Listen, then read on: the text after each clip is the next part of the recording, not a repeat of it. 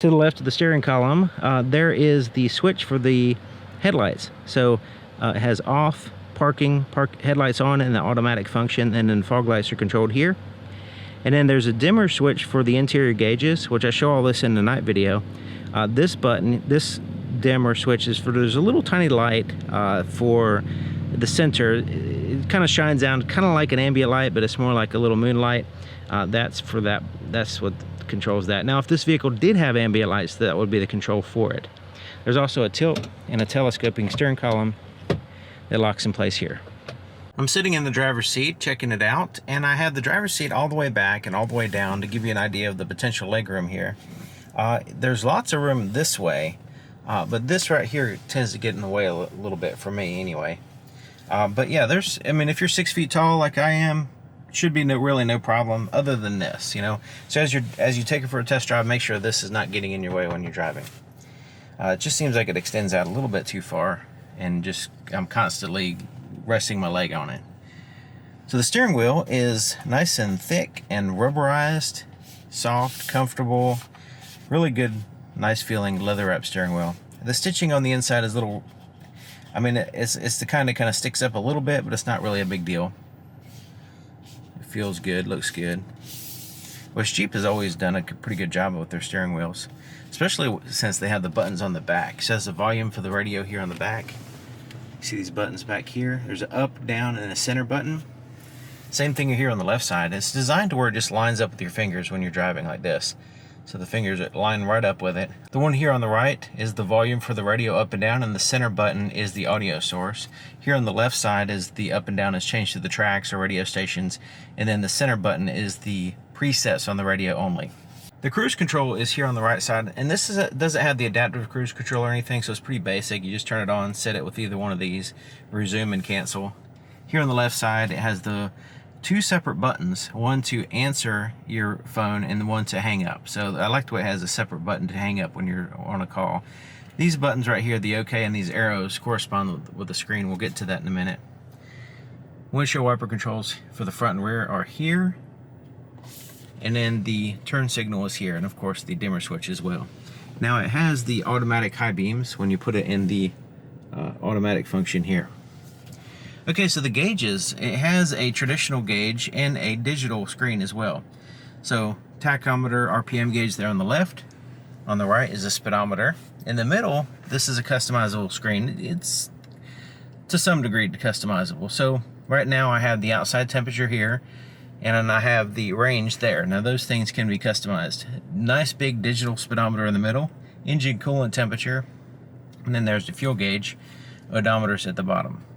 So we use these buttons right here. I'm going to scroll up and down so you can see what I'm talking about. It's part of a menu system. That is the first one. Second one is vehicle info, and in this one you can actually go left and right and get more information.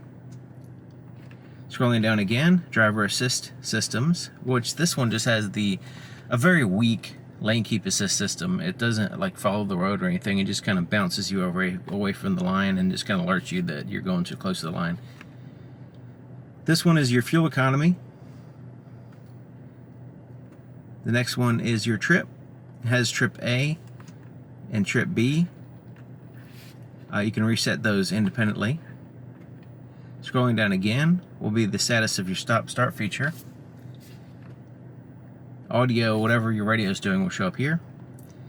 Messages will show up here. You have a screen set up. This is where you can change the things on the corners there. And then you have vehicle settings here at the end. So you can go in there and adjust. This one only has that right there. So you have some settings here on the screen and some on the main screen, basically.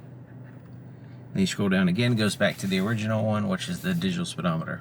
With the new Uconnect system, it has these icons here at the bottom, and then it has this pull down here at the top with some shortcuts. And then there's also some little shortcuts here at the top. If you press right here, this is where you find the heated seat and heated steering wheel, as well as the temperature control. Now this is separate from the comfort button, which shows here. This does give you the temperature and all that stuff, but the heated seat controls are separate from that.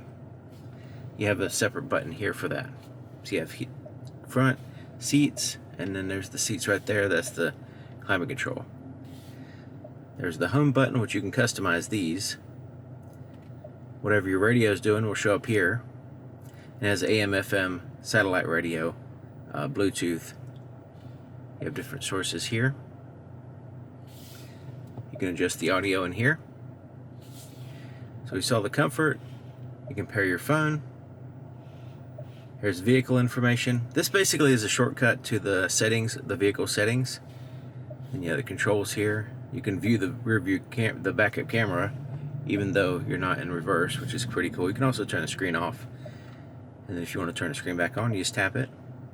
The last one is apps, which is basically all the shortcuts the vehicle has. So you can narrow them down to favorites. You can have recent, and you have categories. This is all right here. It doesn't have a lot of different ones. I mean, a lot of these are just redundant buttons, but it just gives you all the different options here. And it's funny because they call them apps, as if they're applications, like heated seat. I guess since it's controlled on the screen, I guess it is controlled through an application, I guess. So down here are some physical buttons. You can turn off the stop-start feature, which I always do. Traction control is default is on, but you can turn it off here. You can also turn off that weak lane keep assist system. Sometimes it's just a little annoying, so you can turn it off here. Four-way flashers are there. And then you have more redundant buttons. You have the volume for the radio, temperature, and fan speed here, where you want the air to blow, recirculate the air, that kind of stuff. You can also mute the radio and turn the screen off here. So it's additional ways to interact with the screen besides actually touching the screen here.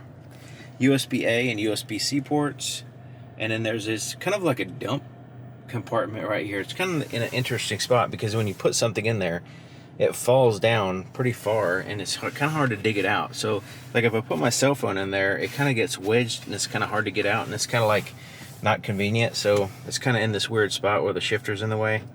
You don't really want to mess with this compartment when you're driving because the way it is, you have to kind of lean forward to look down, and so you have to put it in park, which puts the shifter in the way. So could be designed better, I guess. Electronic parking brakes here. Just lift it up, it engages the rear wheels. It does have a little indicator light. Hold the brake over here and push it down to release it. There's the shifter. It's pretty straightforward. There's reverse. You see the backup camera here. For some reason my camera is making it brighter than what it is, but it is fairly bright. And hit that plus button and this gives you a top-down view for if you need to back up to a trailer hitch or something. Neutral, drive, and then you bump it over here. If you need to change to the gears manually, you can use it like a ratchet shifter. And you'll know what gear you're in because it'll show right here on the screen.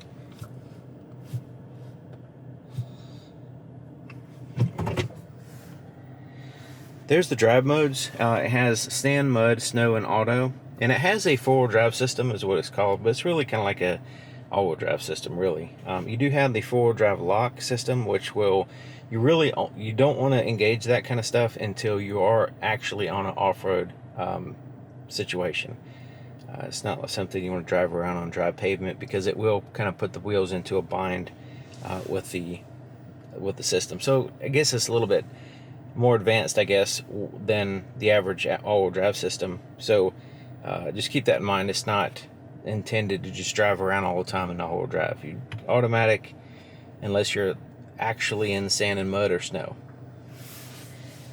So there's a cup holders here, and it has like a rubbery insert in which you can pull out, clean, and put it back in. It's kind of neat. You just kind of pull it in from the sides and get it, and then you just pull it out. This right here kind of slides forward and back. Little tiny armrest, not really big enough to share with the passenger, and it's kind of rubbery soft. It lifts up, and there's this little tiny compartment that does not have any kind of light or anything, and it's weird because trying to reach in there. First of all, this is in the way, so your arm can't really go in there. So if you try the other arm, then it's just too far. It's just not really a convenient compartment, especially considering there's no light.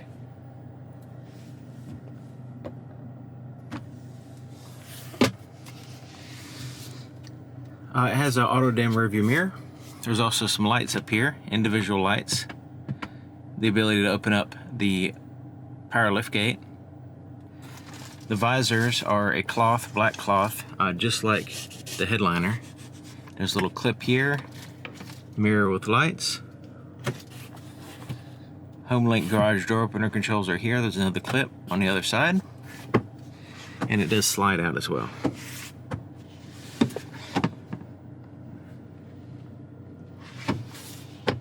Looking at the visibility here in the back, it does have a fairly wide pillar back there. So it's not all that great as far as the visibility right there. But, you know, it does have the camera system and blind spot detection system, rear cross traffic alert, that kind of stuff to help you drive the vehicle safely. It hasn't really been an issue, but, you know, it kind of does have that headrest, and then the pillar and all that stuff. Has a little window there that help, but it's just it's like any other vehicle. You have to get used to the visibility in any vehicle you drive.